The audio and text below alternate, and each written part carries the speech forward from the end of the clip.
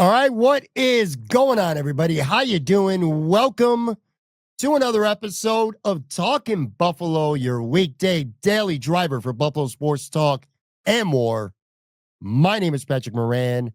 Big thank you to everyone out there, as always, for watching, for listening, for following, for subscribing. You guys are the best, and I appreciate you very much. Today's episode is presented by Sunny Reds, 1841 Aber Road in Lackawanna, just literally minutes down the road or up the road, depending on which way you're coming from Highmark Stadium. Elite wings, and I truly mean that. Great brick oven pizza, other food, drinks, vibes. It is an incredible place to go. Big supporter of the show as well. So, if you happen to be in that area, make sure you stop by there and show them some love.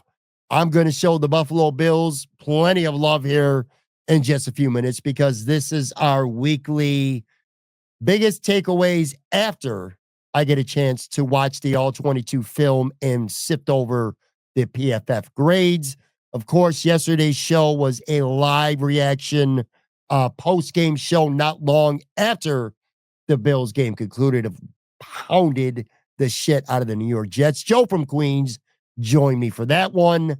If you didn't check that out yet, make sure you do. Spicy ass show. You would think when the Bills blow out a team, when they're up 40-0, that there would be nothing for Joe and I to disagree about, but that wasn't the case. It never was, never is, never will be. And some really cool, fun, I guess it was fun, bickering moments between Joe and I. But anyway, that's live, kind of more instant in the moment. I like this show because I get an opportunity to A, sleep on the game, B, get up and watch the film, and then C, like I said, kind of go through some PFF grades and kind of get a sense for what meshes with what I thought originally versus how I feel at the time. Sometimes watching film will confirm what you believed. Sometimes watching replays in film will kind of change your mind on what you initially thought that you believe. So that's what we're going to do today. Of course, this being New Year's Eve now, for most of you watching or listening anyway, this is the final Talking Buffalo episode of 2024.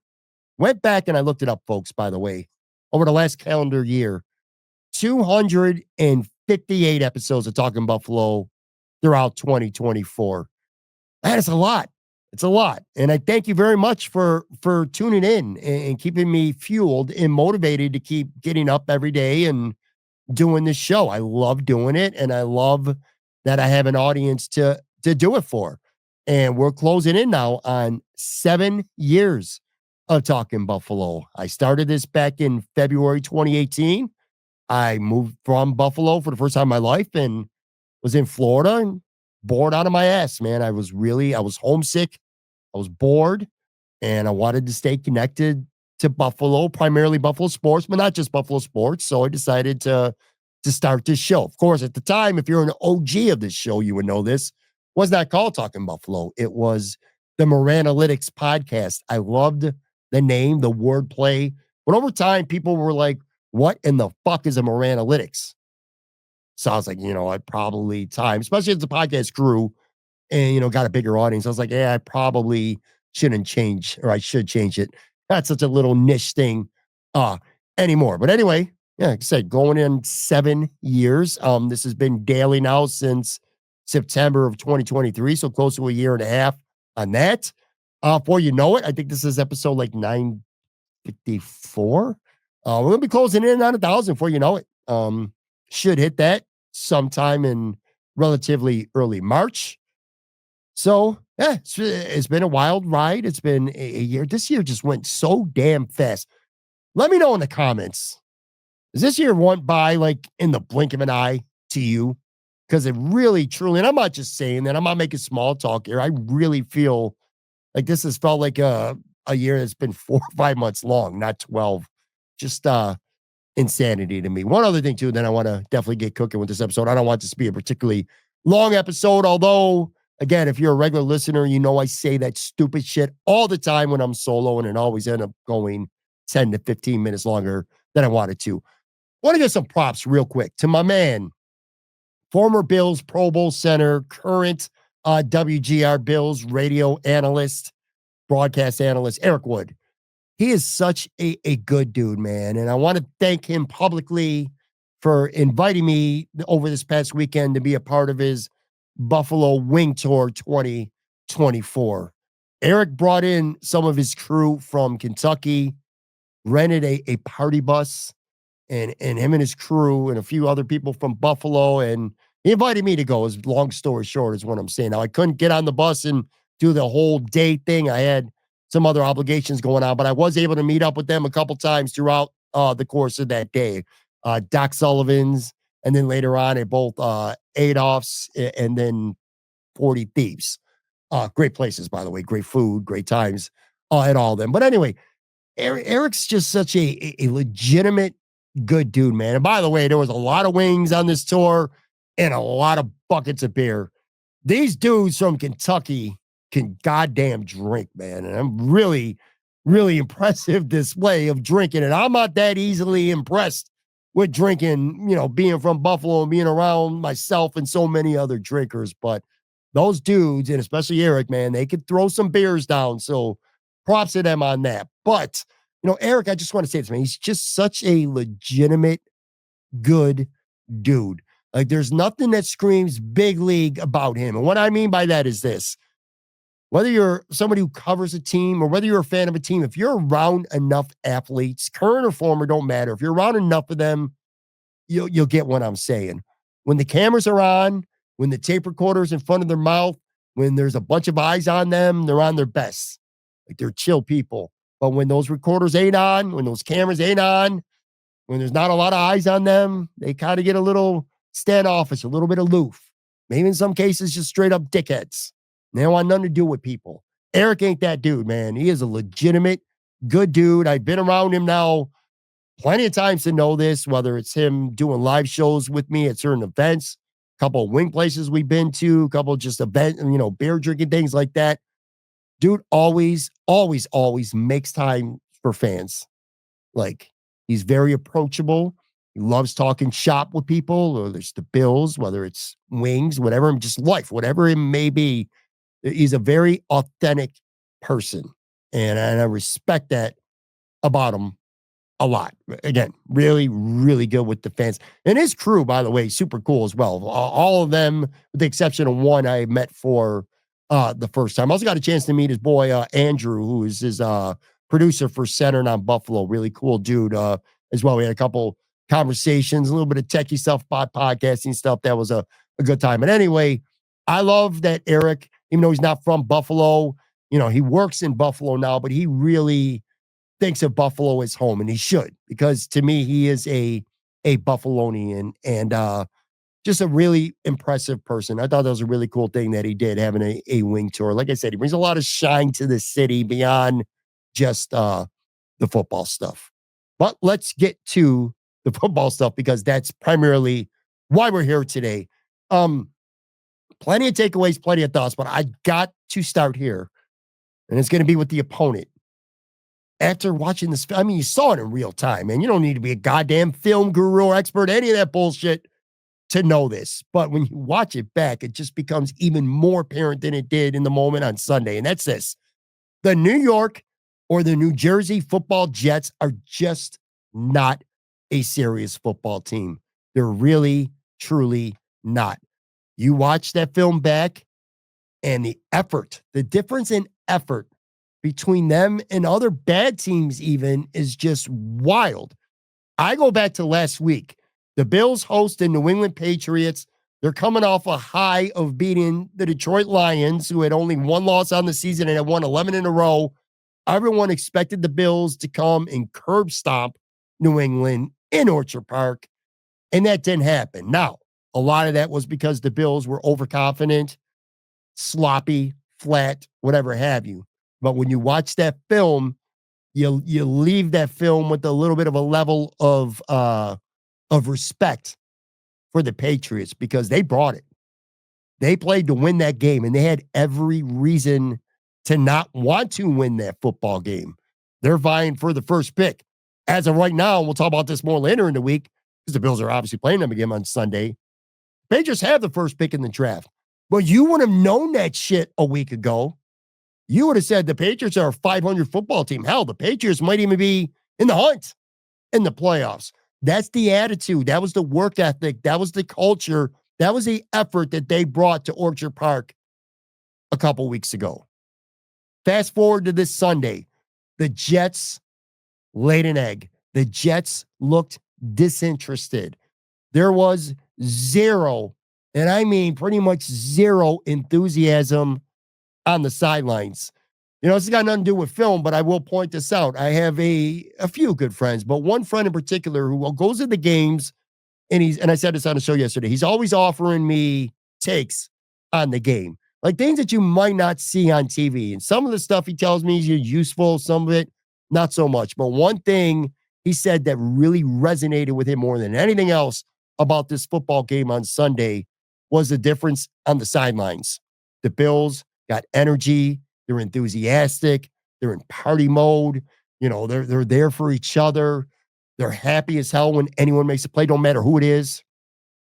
And he said, you look at the Jets sideline, it's just a bunch of dudes standing around. It's like being at a party you don't want to be at. You know, it's like having to go to the in-laws on Thanksgiving. You don't want to be there, but you got to be there, right?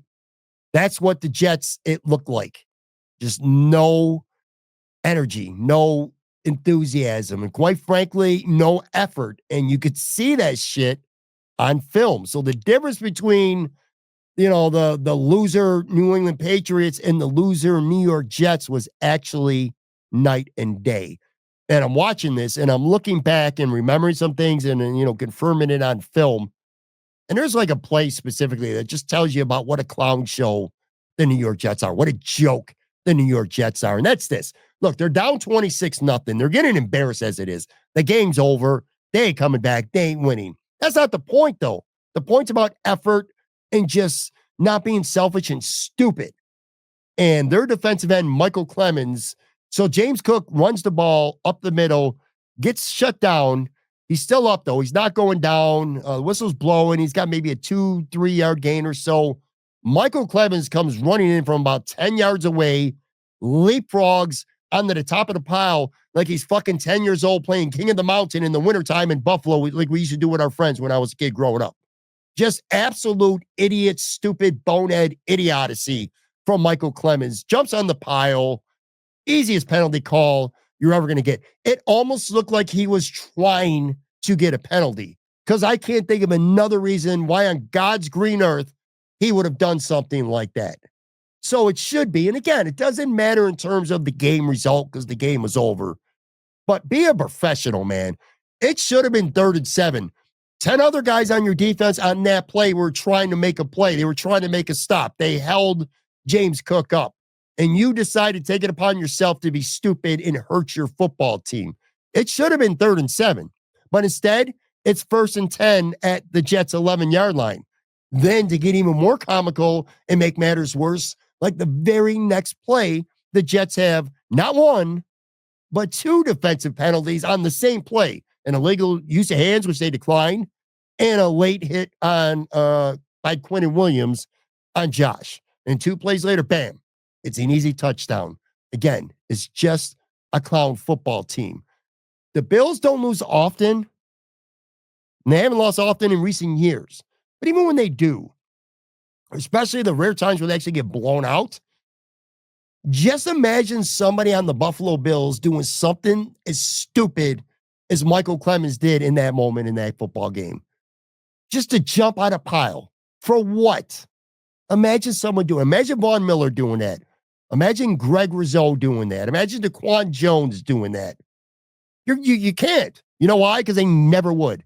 It's just idiotic. And if you did, what would Sean McDermott do about that?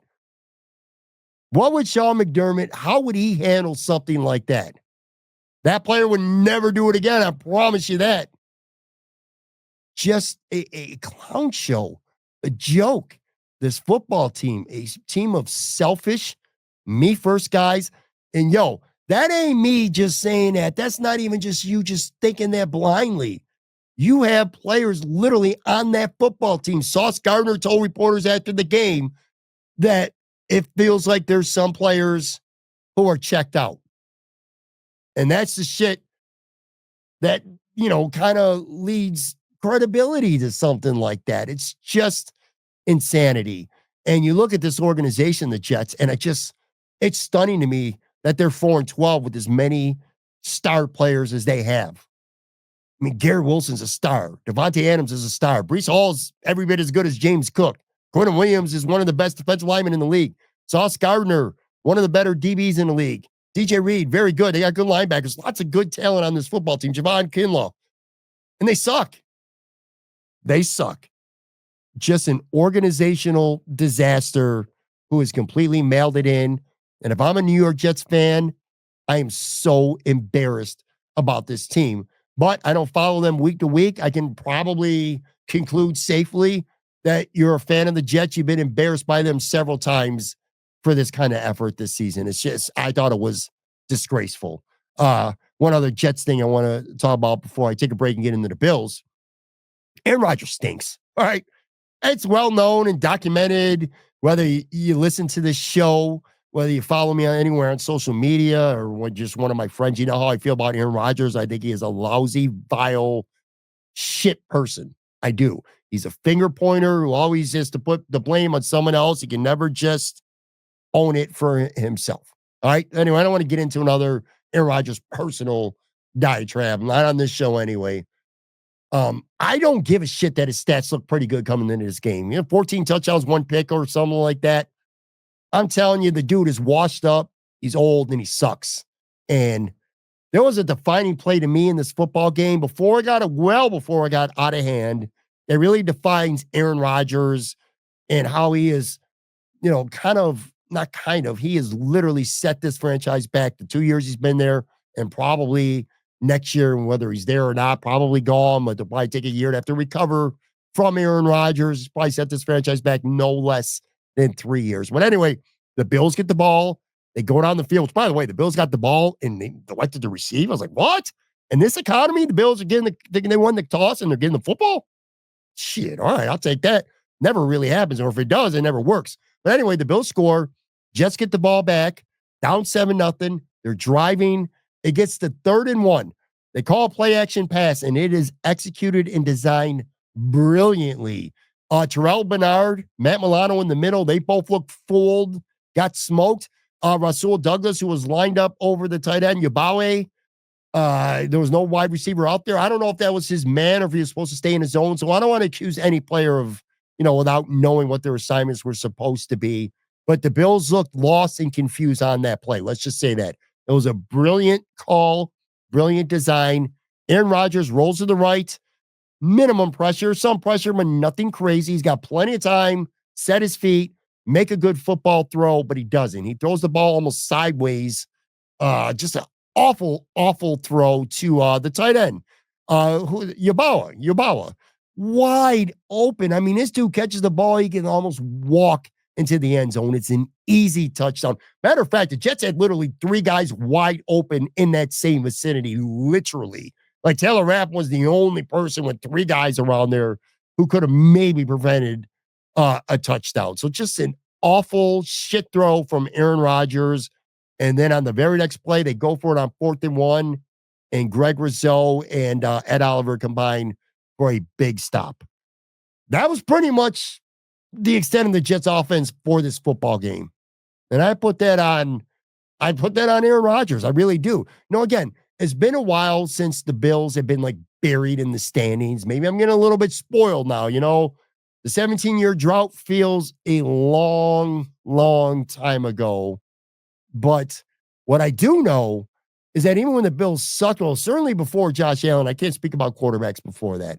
But with Aaron Rodgers, he looked like a quarterback who was just going through the motions on Sunday. Like, well, I got to be here. I might as well play some football. That seemed to be his mindset, and it was just so freaking obvious. Anyway, I'm going to take a quick break, come back on the other side. We're going to get into the Bills. Vastly, vastly different effort and performance from the Bills.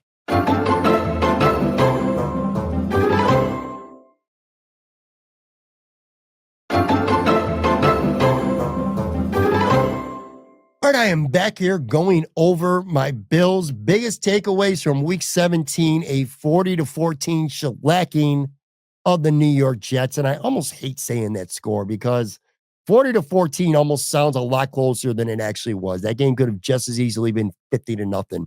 And that's not even like me being outlandish with that. Josh Allen, look, Josh Allen was excellent. And you could see the trust, by the way, that he has in his receivers to make plays. The Bills' pass blocking, quite frankly, not great on Sunday. In particular, Osiris Torrance, Deion Dawkins did not have good games. I'll tell you, Josh escaped what should have been like surefire sacks from, that most others end up getting sacked probably no less than 4 times. And I might be a little generous with that as well. So, by the way, Josh Allen has been sacked 14 times in 16 games this season. That is absurd. That's like back in the day where Peyton Manning, you could never sack him, like that kind of level shit. But you're talking about a guy in Josh Allen who does a circus act scrambling from the pocket multiple times every single week. For him to be brought down as a sack just 14 times in 16 games, that's just absurdity, man. That is one of the low-key most impressive stats for Josh Allen this season. Now, the offensive line deserves a shitload of credit, of course. But again, Josh is just his ability to escape sacks. There was one play, he threw the ball, dude was on his foot. Not only did he get rid of the football, but he threw it like 20 yards down the field while he would have been getting sacked. Just crazy. So his elusiveness was on full display on Sunday. That touchdown on Amari Cooper, I'll tell you, Amari Cooper, first off, hat tip to him. What an incredible catch. Great catch. But I'm going to give Josh credit on that too, because Josh threw that in a spot where either Amari Cooper was going to make an amazing catch or nobody going to catch the football. That was a good throw in that regards by Josh. And then, of course, the Keon Coleman touchdown. He's scrambling out, messing around on the right-hand side, throws across his body. I'm like, oh, shit. Tony Romo's like, no. He's seeing it coming. I think he knew that Keon Coleman was getting himself in position to get up and make the football play. Not the highest percentage play. It could have went bad. But again, my point, these are the plays where Josh Allen's really showing trust in his bigger receivers, and it paid off. PFF-wise, Josh had a 91.2 grade, highest of anyone on the team Sunday who played more than 10 snaps. It's the second highest of the season. It's the 4th time this season he's been over 90. And I'm not going to spend this episode anyway stamping why he deserves to be MVP. Not today. I will, but not today. Let's just say this. This was another performance worthy of an MVP. And let's not forget, he didn't even play in the 4th quarter. So if it's about just the stats, they could have played him longer and he could have put up even more numbers. But I thought Josh Allen was fantastic, and especially in comparison to his peer on the other side, Aaron Rodgers. Other side of the football, I was very impressed with Von Miller. Now, Von Miller only played 14 snaps, but he looked good. And I mean really good to me. He had a sack on Sunday. That was vintage Vaughn. Like, he fired off the ball real quick. He timed that count perfect. And then with one arm, literally one arm, he took the Jets' offensive tackle, was Carter Warren. He knocked him with that one arm into like oblivion, and then quickly finished off Aaron Rodgers with a sack before he'd have a chance to get rid of the football. That's his first sack since the Kansas City game. Now, he's been getting close. The pressures have been there. He's been forcing throws. He's been doing good things. But, again, at some point, you want to be a great pass rusher in this league, whether you're young or whether you're old, you got to get the quarterback to the ground. And he did that on Sunday. And one of the things that's kind of like impressing me the most about Von Miller recently anyway is I feel like he's been pretty good against the run. He had a couple of nice run stops on Sunday as well. And mind you, he did all this in just 14 snaps. He had an 85.1 PFF grade, which is the 3rd time in 4 weeks now that he's had a grade of 84.7 or better. The 14 snaps he played, just the 2nd lowest of the season. The only game where he played less snaps was Baltimore. He only had 9 that game. they got blown out early in the season. I'd like to think, I'm pretty sure that he's being saved more for the playoffs. I would say come wild card round, probably expect him out there maybe 35 to 40% of the snaps. But regardless, the fact that he is kind of turning up here later in the season, guys get old, sometimes they fade as the season gets old. And I'm not seeing that with Von Miller. So maybe his usage or lack of it strategically seems to be something that is in position to work out for the Bills. Because I thought he was, with the exception of Groot and maybe Ed Oliver too, he was as good as any lineman out there on Sunday. Uh, Far and away, Matt Milano, I thought this was his most promising performance of the season. I like the way he looked on film. He was also one of four defenders from PFF who got graded over an 81. The other three were Vaughn, Groot, and Christian Benford, of course. What else is new? By the way, he had an interception as well in this game. But one perfect. He had a couple whiffs on tackles. But one of them, to be fair, was kind of in space against Devontae Adams. And Devontae Adams is going to make 9.5 out of 10 linebackers suffer that same fate in open space. So I'm not going to hold that against him whatsoever. 2022 All-Pro Matt Milano might not make that play on Devontae Adams in that kind of space. But, that aside, I feel like he looked faster. Not a lot faster, but a little faster. I feel like he's closing on the football a little bit better. I thought he had a few effective blitzes. He could have had a really nice hit, a quick hit, too. He got there quick on Aaron Rodgers. And he's in the right place, right time on that fumble recovery in the third quarter, which that was a vintage Matt Milano trademark during, the time where Matt Milano was one of the best linebackers in football. He just always seemed to have a nose for the football. If that football got tipped somewhere in the air, if that football fell to the ground, somehow, some way, Matt Milano always seemed to be around that football. We saw that on Sunday. That certainly, to me, is promising. One perfect again, but promising. I would say that confidently. I thought it was his most promising performance this season. The way they used him, and I think this might be something going forward too, is he's on the field for the base nickel, of course, the 4-3, but he's been coming off for the dime defense. They went to Cam Lewis instead. They elected to go with the extra DB instead of keeping Milano and Bernard out there. I was wondering how that would play out because the last couple of weeks prior, Cam Lewis has had to play safety, so we didn't know how the dime defense would look. But I would expect that to kind of stay the same-ish. We'll see if it changes a little bit in the playoffs. And I'll admit something. I'm flip-flopping here a little bit because I changed my course. Last week, I was on this show, and I said that I think Dorian Williams should be the one starting over Matt Milano. And I got a lot of shit for that. And as it turns out, congratulations. A lot of you were right. It's nothing against Dorian Williams. I was really impressed with Dorian Williams against the Patriots. I've been, for the most part, impressed with Dorian Williams this season. I feel great confidence that if he goes into a game in the playoffs, he will perform at a good level. But Matt Milano is Matt Milano, right? And if I'm going to see more and more glimpses of Matt Milano, well, we're run out of time. That's the thing, folks. We're run out of time to see more and more. Like, he's pretty much got to be there. And this Sunday was the first time where I felt the potential that he's really, really close to that. I'm interested if he gets some playing time on Sunday because most starters are not going to play at all. But I feel like Matt Milano is one of the few starters that might play. Like, because you can make a case for either way. You could say, well, with more reps you get more, you knock some of that rust off, you get more comfortable, and you get closer to being the old Matt Milano. You also could say, well, he could get hurt. He did get hurt a couple weeks ago. And how much is 15, 20 snaps in a game where there's going to be backups galore all over the place on both sides of the field, probably, that, what benefit does that really have? Is that going to make him any better going into the playoffs? I don't know.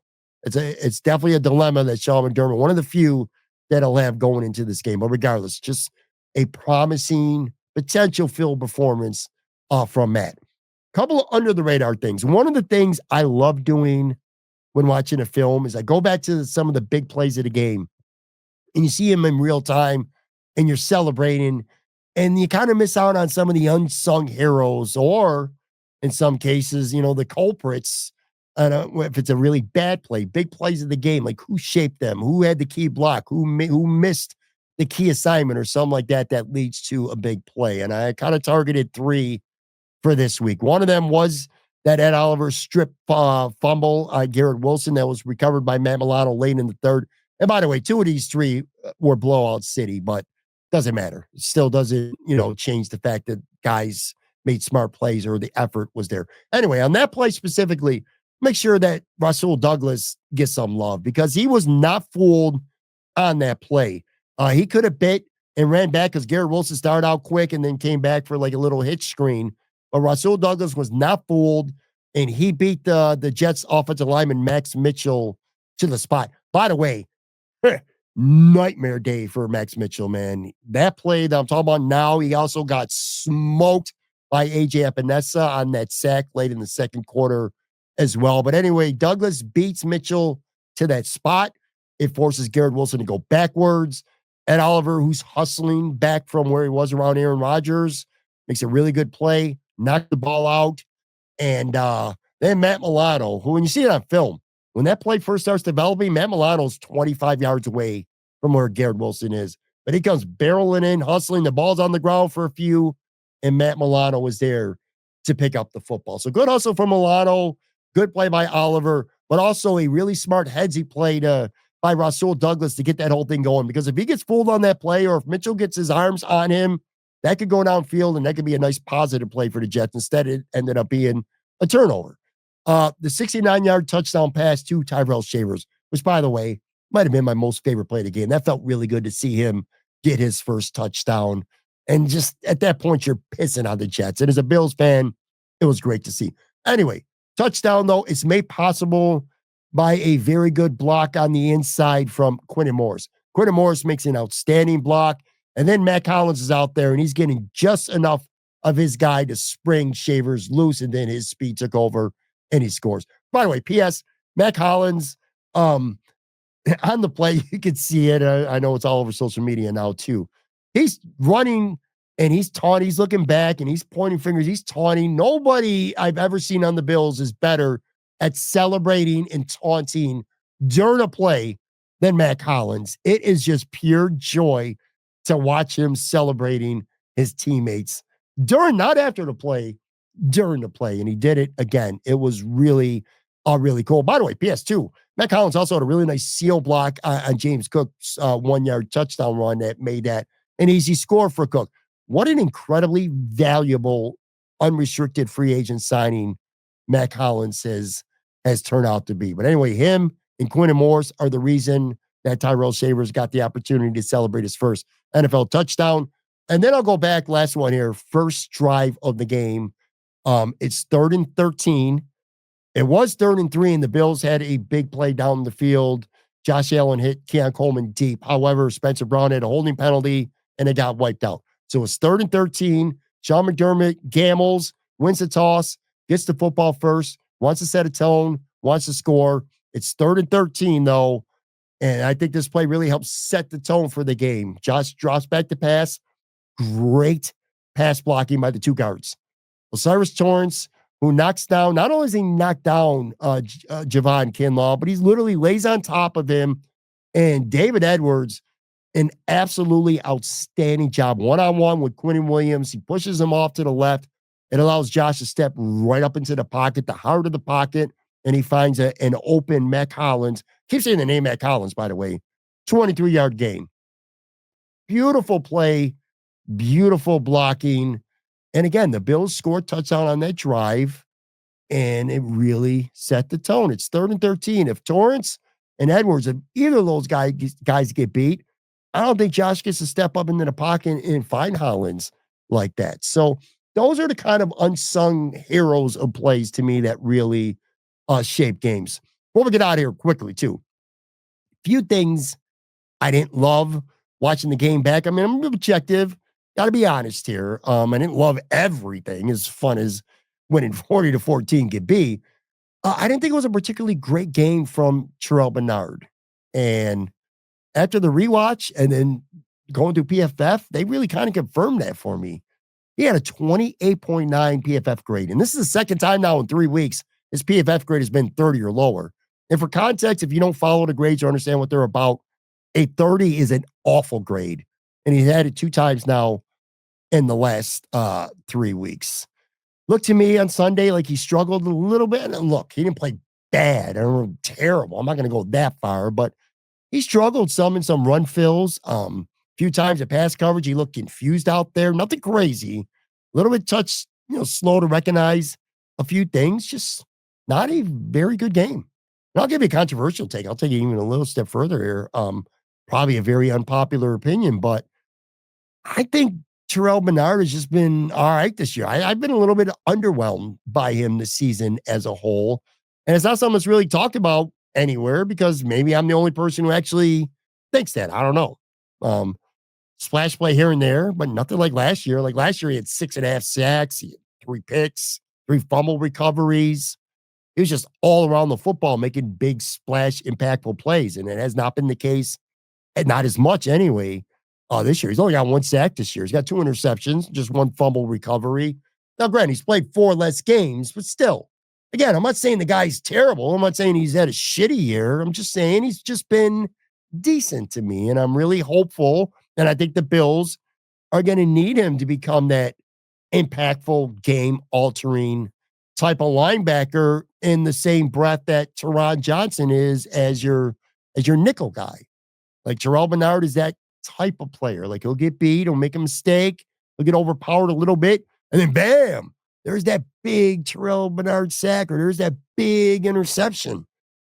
They're going to need that in the playoffs from him. And again, all in all, I just think he's been all right this year, and I was not very impressed with how he looked on Sunday. Nor was I that impressed with Deion Dawkins. Not a great game for him. He got beat a couple times in a row, actually consecutively, badly by McDonald, who, to be fair, has 10 sacks on the year. He's a good pass rusher. Again, only Josh Allen's elusiveness saved him from getting sacked multiple times. All in all, the Bills' offensive line was decent in pass blocking, but not great. Gave up 8 pressures in the game. Yeah, but just not a great game for Deion. And then last but not least, I just didn't have a bad game per se, but Taylor Rapp looked a little bit late getting into some plays, which, maybe to be a little bit expected after missing a couple weeks. Cole Bishop got the start. A little bit of an enigma for me, which as a rookie is completely expected. Like on one hand, he's active, he's aggressive, he's fun. Kind of reminds me a little bit. He's like the future's really bright for Cole Bishop. I feel the same way about Keon Coleman. Structurally, I'm not that impressed right now with Keon Coleman. As a route runner, getting separation, some untimely drops. He's had some issues with that, including one on Sunday. Like a little bit mistake prone, I guess, is where I'm getting it. Now, it's not to say Keon Coleman's not a good player already. He's a hell of a blocker. And when things break down, that dude has a penchant for making plays like few guys in the league right now already, just as a rookie, had the ability to do. He's just not well-rounded yet, and it's understandable because he's a rookie. I feel the same way to an extent about Cole Bishop. Fun, exciting, aggressive. I think he's got a great future. Like, I'm excited to see what he'll do as a Buffalo Bill starting safety next year. Not right now. I think he's mistake prone. He's got a penchant for getting beat on plays. And look, they got blown out. There's not a lot to bitch at, but he did get smoked on a touchdown one-on-one. Obviously, it didn't matter. I'm really interested to see what happens now with Damar Hamlin, because Damar is someone who I'm wondering about after he's missed 3 straight games now. Like, if he can he play next Sunday? If he can play, does he play? Because missing 4 games in a row is a lot. And it's especially a lot for somebody who's, in his first full year anyway as a starter. Micah Hyde, Jordan Poyer back in the day, they missed 3-4 games. I ain't worried about that. But Damar Hamlin, if he misses 4 games and then the next time he takes the field is in a losing you go home playoff game, that's going to concern me a little bit.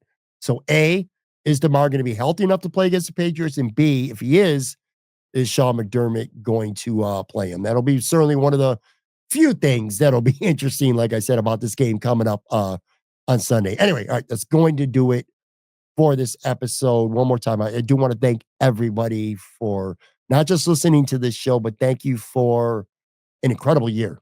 This podcast is definitely continues to grow, especially this past year on the video side, which is kind of like to my chagrin. I'm gonna keep it real with y'all. I'm a big audio guy. I always have been, always will be. It's always going to be my preference that you listen to the show as opposed to watching if you're only doing one or the other. I just think the quality is better on the audio side. It always is, not just this show, but any show. But regardless, my point is we're continuing to grow. Stubbornly, I'm starting to get more active in other forms of social media beyond Twitter, like IG, a little bit of TikTok now, grudgingly so, but I am. And thank you too, if you're a regular listener, especially for your patience, because it's always been my goal and it will be my goal, especially getting in the next year to get back to getting more guests on. I don't specifically like doing these solo shows. They're hard for some people. Some people do it natural and it's easy. Joe Marino, he's one of one. He's a unicorn, man. This is what he does every day. He's incredible at it. There's some other guys who do a pretty good job solo as well, but I don't like doing solo shows. I like conversational pieces with guests. But sometimes when you have 5 shows a week to fill, getting a guest every day is just too hard, or your schedule's too hard where you can only do a show at a certain time and your guests can't do it at that time. So more and more, I've been doing these solo shows and hopefully I'm getting a little more used to it. And again, thank you for being patient. Sometimes I talk too damn fast, especially on a solo show, talk over myself a little bit. So you guys have been kind to me. You haven't been really mean at all in the comments. Going to start off 2025, tomorrow's show. Matt Warren from SB Nation is going to join me. We're going to talk about what Bills will and should make the Pro Bowl. And we'll also talk about some of our favorite storylines from this season, both from the Bills and also around the league. That and plenty more coming up on tomorrow's show. Have a good one. Again, stay safe. Happy New Year. Be back. Brand new show tomorrow.